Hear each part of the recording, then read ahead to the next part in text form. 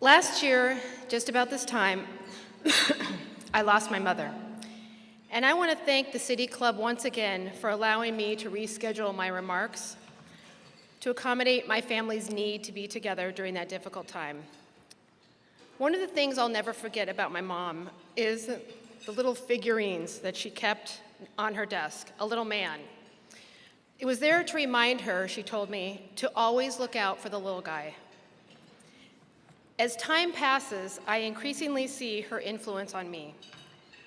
The way she taught me to define success by your ability to help other people, to pursue integrity through your commitment to do what you say you're going to do, and to never forget that true democracy is one that serves the people before the powerful.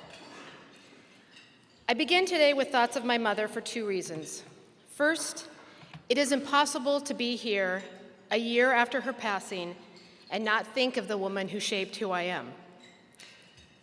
And I take secret joy that it scares my husband that I'm becoming just like her every day.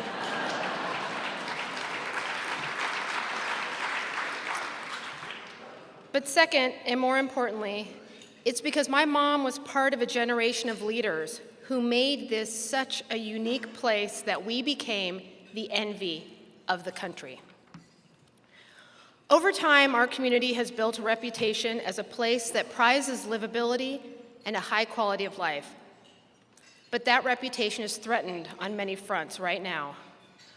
First, through inequity. We have one of the best business climates in the country, and corporate profits are doing exceptionally well in sector after sector, but wages aren't keeping up. 1/3 of Multnomah County residents don't earn enough to cover their basic needs. And while our unemployment rate continues to fall, the number of people living in poverty, including those working low-wage jobs, continues to rise.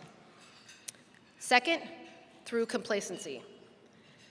Unfortunately, we have become a victim of our own self-image, and we've forgotten the hard work it takes to be worthy of that image.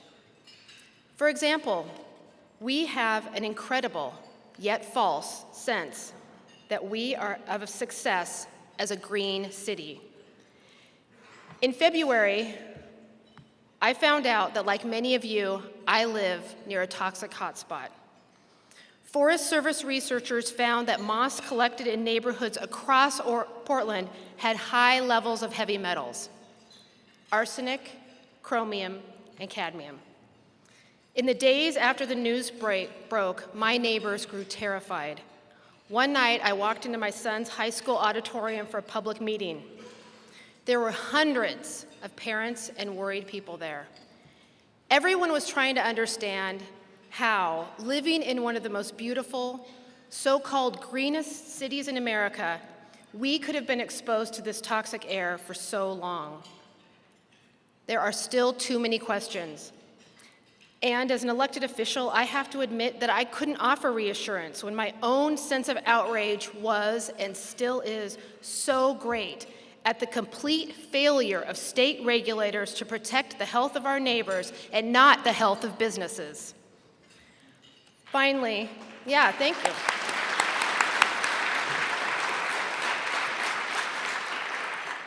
Finally, not dealing with the new problems caused by our previous success is putting our community at risk.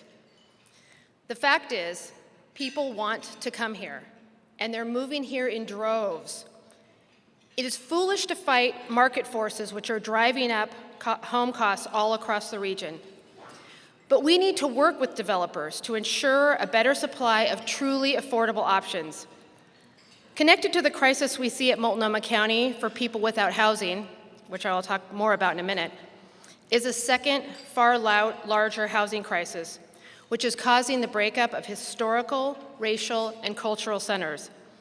It is making more and more people feel strapped to cover rents that already stretch tenuous household incomes. And it makes home ownership almost impossible on average salaries. We may still be a bargain for those fleeing San Francisco, but if political leaders and developers don't come together soon, we are in real danger of becoming just like the place all those people left behind, overpriced and overcrowded. The real question that we face as a community is the same one we struggle with at Multnomah County. What are our priorities? I feel privileged to work with so many people at Multnomah County who keep pushing for fair housing, for high-quality health care, and an end to racial discrimination and injustice. I work alongside 6,000 of the most passionate and dedicated public servants in the country.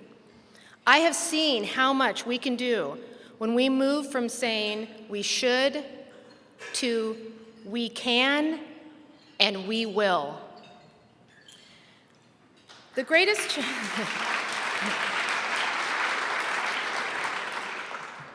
challenge we face, in my view, is how to address the housing crisis in Multnomah County. Over the last year, rents countywide have jumped by double digits, and the number of vacant apartments is hovering at 3%. The cheapest two-bedroom apartment is more than the take-home pay of a minimum wage worker and more than the benefits of a single parent with 2 children on temporary cash assistance. That's why people increasingly need rent assistance and help finding a home. But providing these services is getting harder. We must find ways to include affordable units in the multi-million-dollar developments that are rapidly changing our neighborhoods. We need to work with private developers to increase the supply of affordable housing for renters and buyers. We must also keep rent affordable. Otherwise, sky-high rent increases and no-cause evictions will push more people to need help. People who've lived in neighborhoods like Lentz, Albina, and Cully for decades are finding it harder to keep up with the rent. And as they are forced to leave, looking for a cheaper place to live or doubling up with family member, they take with them the culture and community that makes these places special. Finally, we need to be creative in how we help people who have lost their homes. I've invested county dollars to get people into housing and to prevent them from losing it, because every dollar that we spend putting a roof over someone's head is many dollars that we won't have to spend helping someone cope with the trauma of living on the streets.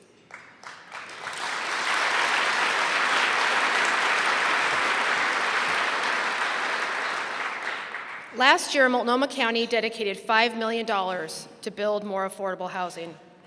We also expanded property tax exemptions for developers who set aside 20% of their new units as affordable. The Portland Housing Bureau expects that this tax incentive alone will produce as many as 300 units every year. And earlier this month, the Oregon legislature passed a package of bills that will ensure tenants get 90 days notice before a major rent increase and allow the city of Portland to require developers to set aside a portion of new units as affordable. Commissioner Dan Saltzman and I pushed hard for the legislature to make these changes because for too long, our hands have been tied by statewide preemptions and gridlocked politics. While I'm happy to see movement in Salem, there is still much more that needs to be done. And I think the work that we're doing here locally by bringing together cities, county, businesses, and nonprofits is an example of how to overcome politics and get things done. Last year, Mayor Charlie Hales and I set a goal, an audacious goal, to end veteran homelessness by the end of 2015. And we did it.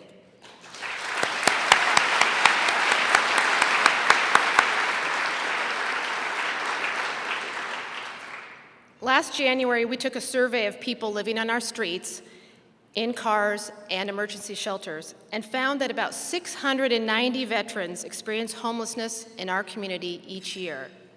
We set out to house 60 people each month. But we quickly ran into a problem. Vets who had housing vouchers couldn't find an apartment to rent. So we got on the phones. And along with my colleagues at the city, we asked private landlords to pledge units to our cause and to give us a heads up when something opened up so we could house a veteran. And it worked. Apartment referrals started pouring in, and by December, we had housed nearly 700 veterans.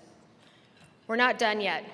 Veterans will continue to need support, But by investing our resources wisely, we now have a system that helps any veteran who is homeless find housing quickly and stay there. Success like this shows us the way. We have to be willing to do the work. And that was the idea behind A Home for Everyone, a community partnership that brings city and county government together with foundations, business and faith leaders, and nonprofits to align our community around a single plan to fight homelessness. Ending veteran homelessness is an example of how this works in practice. We form partnerships, we set goals, we find the money it takes to reach those goals, and we hold ourselves accountable. Not long ago, the mayor and I got together and pledged $30 million in new resources for more affordable housing, more shelter, and more support services. With this funding, we will be able to help another 1,000 people avoid eviction. We will be able to help more than 1,300 women, children, and people with disabilities move into permanent housing. And we will allocate additional $10 million to build new units that serve those who are homeless or at imminent risk of homelessness, with a particular focus on those suffering from a mental illness. This new approach is working. Last year, we housed 3,500 people, which is 17% more than the year before. And if we keep investing in this work, we can reduce by half the number of homeless people on our streets by 2018. Last summer, Jean DeMaster reached out to me. Her nonprofit, Human Solutions, had a lead on a property that would allow them to expand the number of families served by their shelter. The problem? They needed help with the down payment. So I went out to take a look at the property, a shuttered vegan strip club called the Black Cauldron. Walking inside, there was no light, natural or electric, and the place smelled like stale alcohol. We had to use the flashlight app on our phones to see in front of us. The shelves of the bar were still lined with bottles of tequila and whiskey, and a lone, high-heeled shoe laid on the shag rug stage shaped like a cauldron. It was no place you wanted to be in the middle of the day, let alone I could imagine at 10 o'clock at night. While we knew it was nothing to look at, the price and the location were right, and the potential value of stability for our services outweighed the downside of the renovation. So I took the idea to my board and secured the votes. After just 10 weeks of renovation, I returned to a building that from the outside looked the same, but inside is completely unrecognizable. Light pours in from newly cut windows. The floors gleam. There are comfortable areas for kids to do homework and piles of games and baby toys. This shelter is now serving 130 people every night, and it's open year-round, 24 hours a day, with warm showers, a kitchen where families can prepare fresh meals, and a staff who connect people to social services. Any family that needs help will get it. No one is turned away.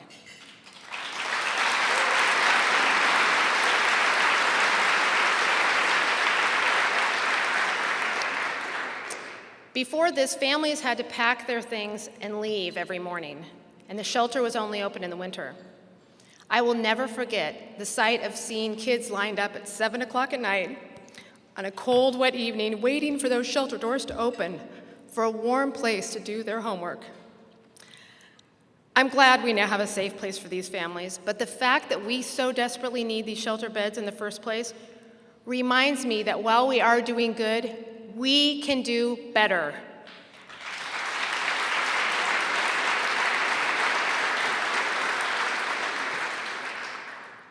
I cite housing as our greatest challenge for 3 reasons. First, as it has already been made clear, because the problem is so large, driven by economic forces beyond our control and affecting so many people in our community. Second, while the economy is good, we have the opportunity to make limited new investments now, which will allow us to serve more people in the future. And third, we can't plan on things being good forever. sooner or later, an upturn is followed by a downturn. And when that happens, we will see more people losing their housing, many of them ending up on the street. Because our budget is balanced and our reserves are met for the next 3 years, our next responsibility after responding to our housing crisis is thinking about our future needs, which is why I've made sure that the work that needs to be done on our central courthouse, the Selwood Bridge, and ultimately the Burnside Bridge gets done. Last month, I was proud to stand on the deck of the new Selwood Bridge, surrounded by thousands of our neighbors, and celebrate the opening of the seismically safe Willamette River Bridge.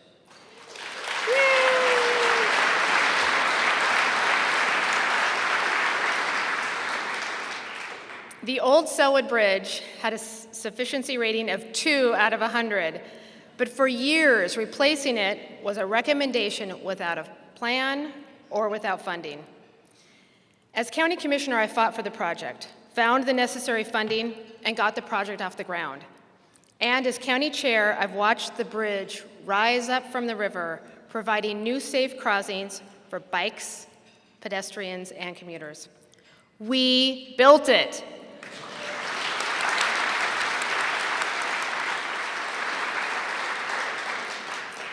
But our work isn't done.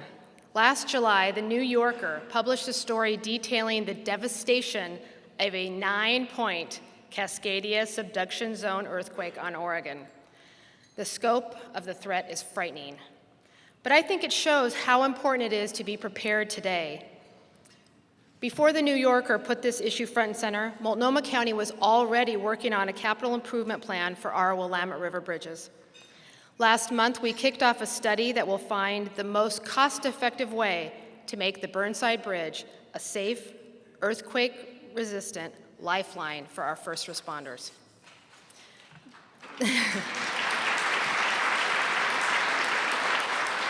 Was that Steve Novick clapping? The Burnside Bridge was built 110 years ago, and if we want it to stand for another 100 years, we need to act now. The same is true for our central courthouse, another project that sat on the shelf for 45 years, but now is moving ahead. Our 100-year-old courthouse won't survive a major earthquake and no longer meets the needs of our community. After years of talking about a new courthouse, we're finally building it.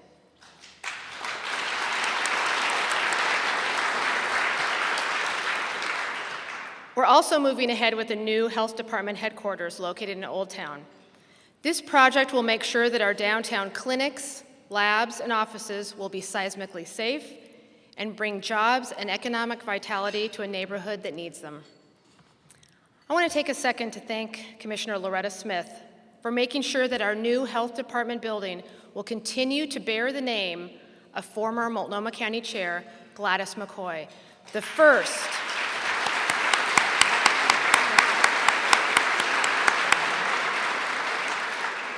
Chair McCoy was the first African American to serve on the Board of Commissioners. Thank you, Commissioner Smith.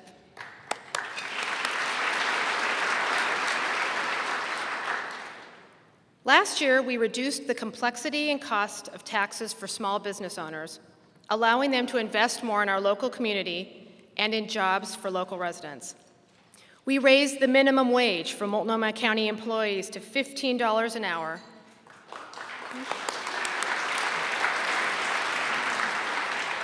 And the Oregon legislature followed suit, raising the wage for all Oregon workers.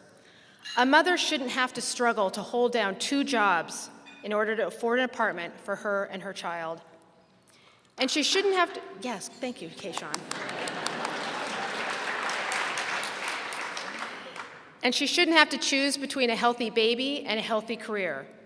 But a survey of Multnomah County employees showed that women were taking 6 weeks of unpaid leave after the birth of a baby. Not anymore. Multnomah County now provides paid parental leave, joining major employers like Intel and Microsoft, and, I should add, most industrialized countries.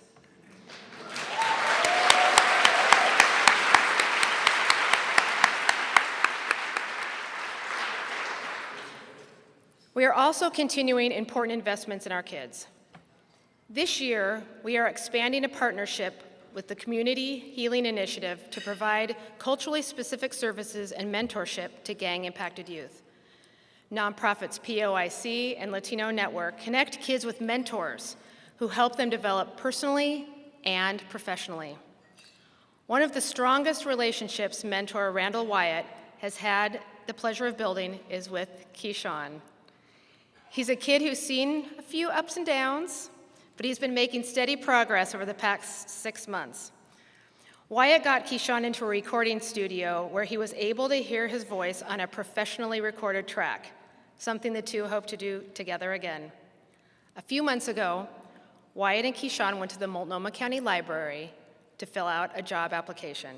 A few weeks later, Keyshawn was called in for an interview, and thanks to his charm, optimism, and smiling face, he was offered a job at Chipotle.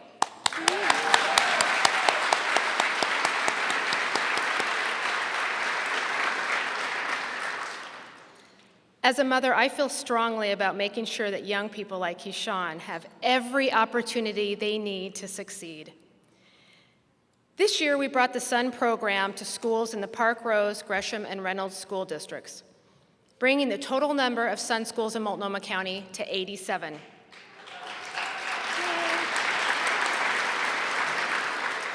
The county partners with schools and community organizations to make sure kids have a meal and a safe place to go after school. But our SUN program is so much more than that. Through our partners, we connect families with parenting and anti-poverty services. We provide academic tutoring and wraparound supports that help our youth thrive. Earlier this year, I had the opportunity to visit the SUN program at Ron Russell Middle School, run by El Programa Hispano. We were greeted at the door by Madeline Hernandez, who coordinates the SUN school. She was excited and really proud to show me around. It was immediately clear that she felt a connection to her kids and pride in her work. 100% of the kids at Ron Russell are on free or reduced lunch. When I got there, the kids were on their way to class, and Madeline knew each one by name, asking them where they were going and how their day was. Then I followed her into the classroom where I could see the program in action. Madeline took me into a class where IRCO's staff were helping Somali kids with their homework, working through some of the core nuances in the English language. Skills that will help these students in their studies, but also in building relationships with other students in their school. In another room, Latino Network staff were teaching a leadership development class. Pairs of students were presenting to the class, facilitating a conversation about breaking down racial stereotypes in the media. They have a big well to draw from with Donald Trump all over the TV. We are doing a good job, but we can do better. I heard last year from community members that it was time to make sure that the services that we offer are working for all of our kids, whatever their needs are.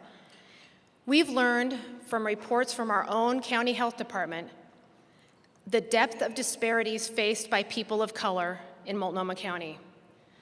Services and organizations that are rooted in communities of color work with kids to create positive cultural identity, a sense of belonging, and relationships that help even our most marginalized kids on a path to success. This year, we'll be working more closely with those organizations, making sure that our investments in SUN align with the communities we serve. Throughout the budget and across the county, we are working to eliminate racial and ethnic disparities.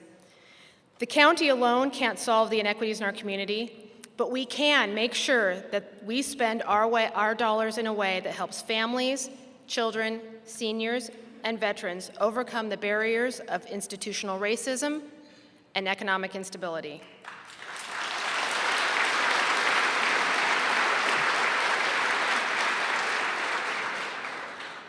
Last year, the county expanded our school-based mental health network, increasing the number of students we help by 19% to 1,700.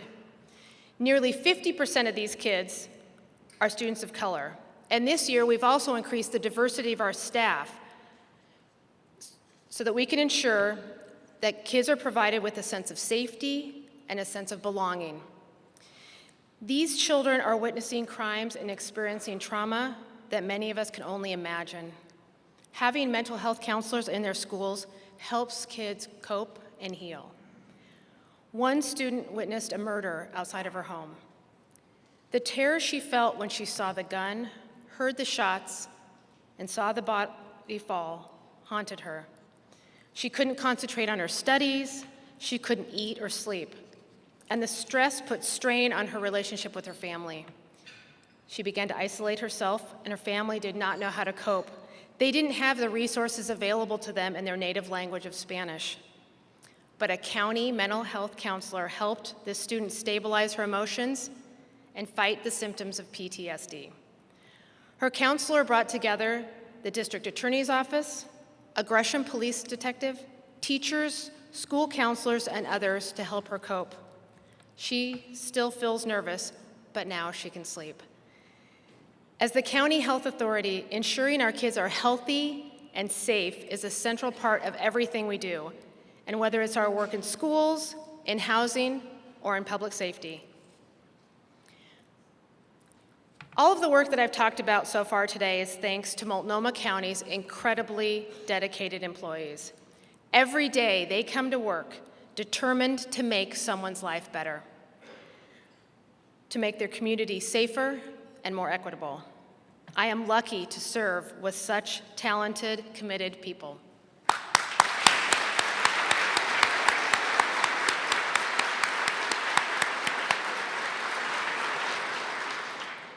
And while I'm up here giving this speech, I know that the successes that we've had at Multnomah County are not mine alone. So I'd like to take some time to highlight the work of my colleagues on the County Commission.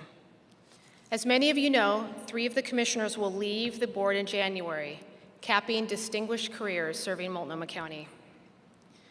During her time at the county, Commissioner Judy Shiprack has fought to improve all aspects of the criminal justice system. She cares passionately about public safety being fair and equitable. She is a relentless champion. By dedicating herself to improving our local justice system, she led the county to seek and win a grant from the MacArthur Foundation to reduce our community's over-reliance on jail. Thanks to Judy's focus, the county is working to reduce racial and ethnic disparities and divert people who suffer from mental health issues into the appropriate health care. Commissioner Shiprack has helped Multnomah County become a model for the state of Oregon's Justice Reinvestment Initiative, which is an effort to invest dollars locally instead of only using state prison beds. I also want to acknowledge the important role that Judy has played on the commission. Her time in the legislature taught her how to get things done. She has been a fellow strategist and a co-conspirator with a wicked sense of humor. I plan to continue asking the same question Judy has. How do we spend our public safety dollars wisely? We know that jail is the most expensive short-term answer to protecting our community. It is sometimes necessary, but we can get better outcomes and make our community safer if we invest in treatment and alternative sanctions for low-risk offenders.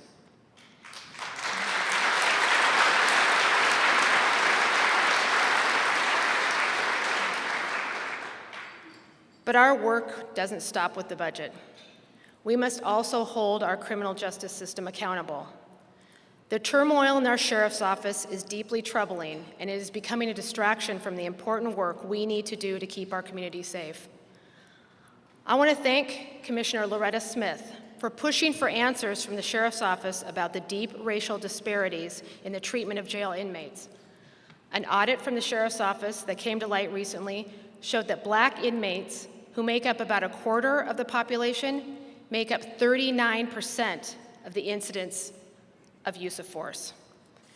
The findings in this audit show that our jail practices need to change. I stand with you, Commissioner Smith, in making sure that that change happens.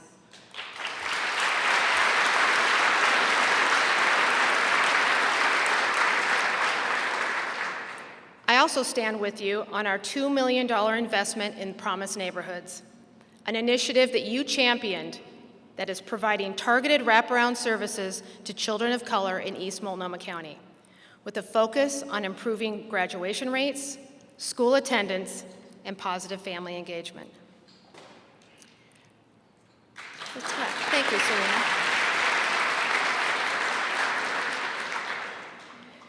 Commissioner Diane McKeel has also dedicated her time in office to issues close to her heart. She focused the county's efforts to ensure that veterans get the services and the benefits they need. She made it easier for veterans to get help. She's also the one at every board meeting who asks, how will this affect East Multnomah County?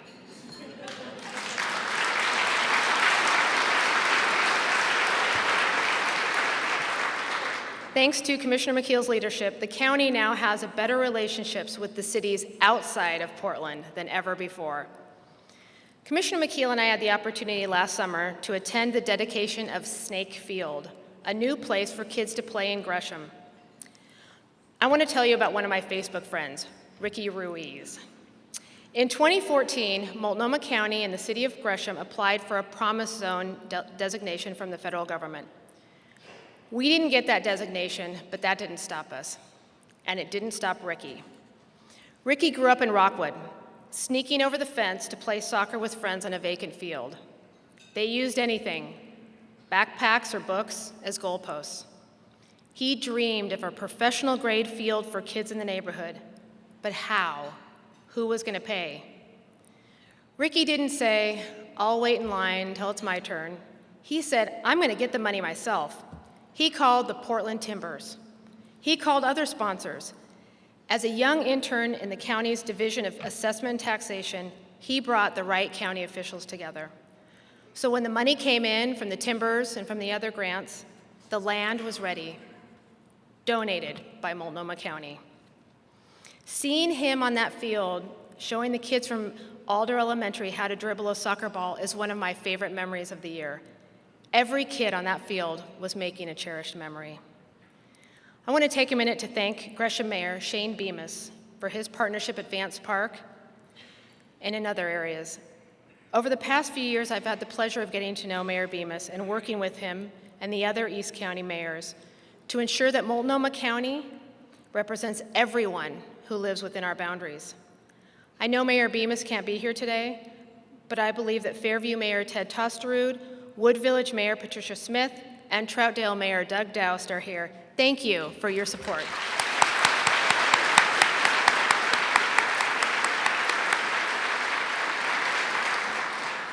I look forward to working with you in the years to come. And thank you, Commissioner McKeel, for serving Gresham, Troutdale, Fairview, Wood Village, and the whole of East Multnomah County.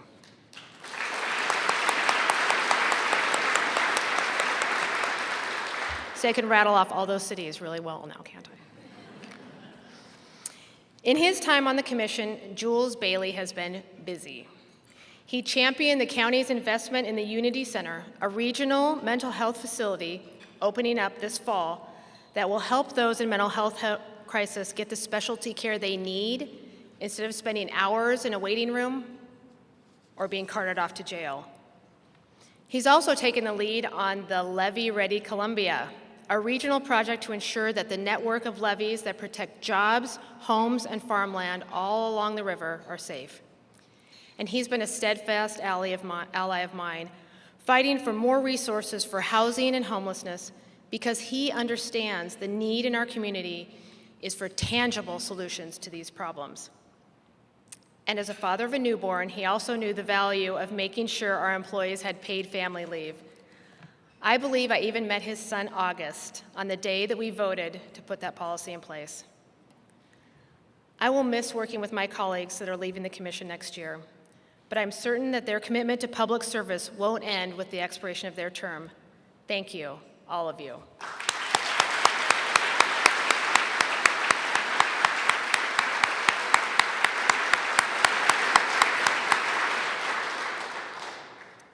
But here's the challenge.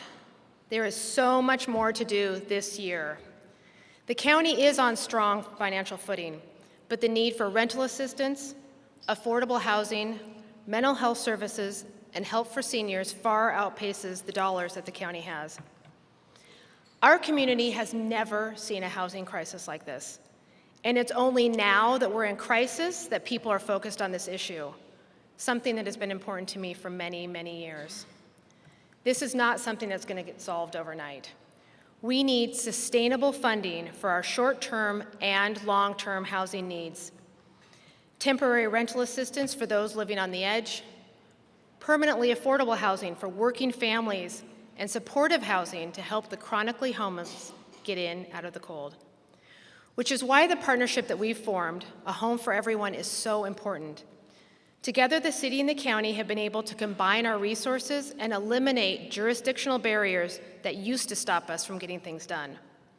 By aligning our budgets, we are ensuring that we can quickly respond to emerging needs, like the vote that the county took yesterday, putting $1 million towards rental assistance and an additional $4.7 million toward a fund to invest in new shelter beds.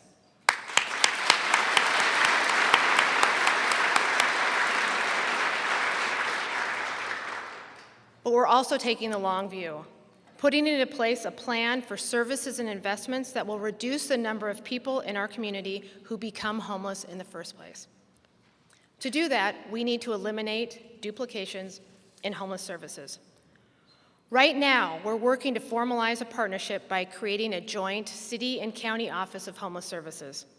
No longer will homeless families be the county's responsibility and homeless singles the city's. Finally, all of our community resources will be housed under one roof.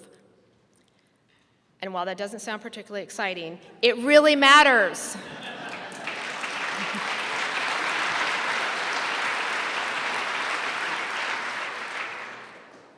A mother who's looking for a warm place for her child to sleep doesn't care about which government agency is responsible for helping her. She just needs help. Mayor Charlie Hill's leaving his position with the City of Portland constitutes a challenge to our partnership. Mayor Hales has shown the leadership to identify the city resources necessary to change people's lives and to put us on a path to reducing the number of people sleeping on our streets. It is my hope that the new mayor will step up and show the same commitment and leadership. Many of the details still need to be worked out, but our successes over the last year tells me that if we have the political will and the guts, we will make this work. Now is the time to make investments like expanding housing and homeless services, because spending wisely today will not only stretch taxpayer dollars for the greatest impact, but it will ensure that when the next recession hits, we're prepared for it. During the Great Recession, the need for the work that we do, housing homeless families, helping seniors and the disabled, and those who are living on the edge, grew at the same time the number of dollars we could spend dropped dramatically. We fought hard to hold our safety net in place, but we couldn't meet the need then, and our uneven recovery has left even more people in our community needing help and not knowing where to find it. By investing the dollars we have today in expanding services, we can address the short-term housing needs in our community and set up a long-term plan to keep those supports in place when the next recession strikes. I want to go back to that town hall at my son's high school for a minute. I was standing with hundreds of other parents and neighbors who had just learned that their gardens and their children had been exposed to arsenic and cadmium. These heavy metals were found in dangerously high concentrations in moss samples near the Bullseye Glass Company. They were scared, they were anxious for answers, and they were angry. Angry about what they saw as inaction on the part of the Oregon Department of Environmental Quality. Then we found out about another hot spot near another glass company, Ouroboros in North Portland. Then we found out about another heavy metal, chromium. Back in 2011, Multnomah County called on the DEQ to put rules in place protecting the public from these kinds of polluters, but our call was met with inaction. In February, we called on the state to act again, and we told them if they don't, we will, by forming our own regional air authority.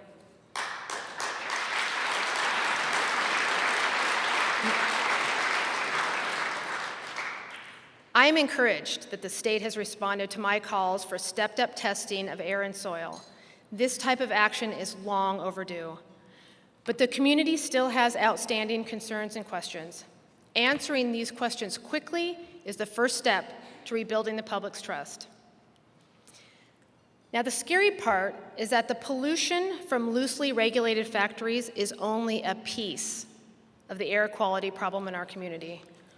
Oregon has become a dumping ground for dirty diesel engines that are illegal in Washington and California, and it shows in our air quality. Multnomah County has one of the worst exposure rates to diesel pollution in the country, which is especially harmful to children. Locally, we are doing our part. Multnomah County cleaned up our diesel equipment. Mayor Hills and I, along with the Port of Portland and Metro, are committed to passing clean diesel engine procurement standards for all city and county contracts by the end of this year.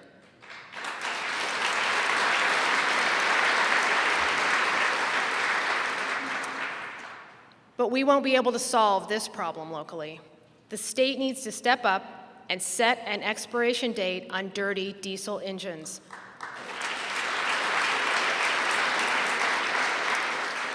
We pushed for this in 2015, and we'll push again in 2017.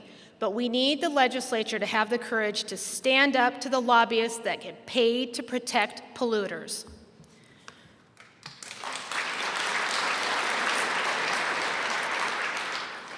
Too often, politicians lose sight of the people that they can help if they do the right thing. Our representatives in Salem need to hear from us. Over the last year, I've become less patient with our political process. I ran for county chair to impact people's lives. And while the problems that we face are difficult, that cannot be an excuse for not taking action. And for all our challenges, I think that there are some important opportunities at this moment. When I think back to that town hall in my son's high school auditorium, I realize that despite the still too many unanswered questions, there are three clear positives. The first is, I actually see it as a good thing that this has shattered the myth that we can be green without doing the work to hold businesses and government accountable.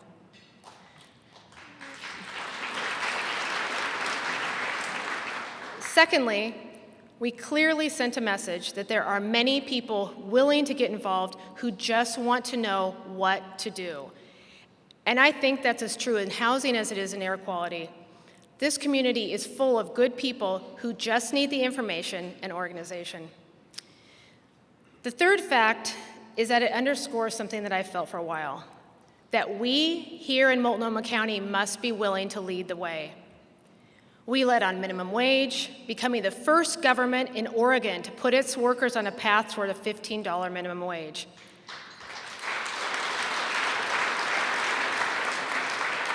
Salem followed, and now workers across Oregon will see their wages rise in July. And when I heard that my then 8-year-old daughter could buy an e-cigarette from a corner store, I didn't wait for the state. I've worked with my colleagues on the Board of Commission to regulate this new tobacco product. Salem followed our lead with the statewide policy.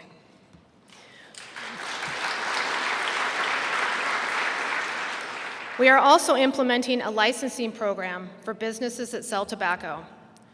The way you need a license to have a dog, sell a Christmas tree, or run a food cart.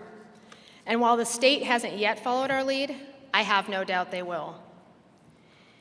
And whether we're talking about the county leading on housing issues, or, if necessary, on air quality, I know that when we join together here in Multnomah County, we can drive the state to follow. Thank you.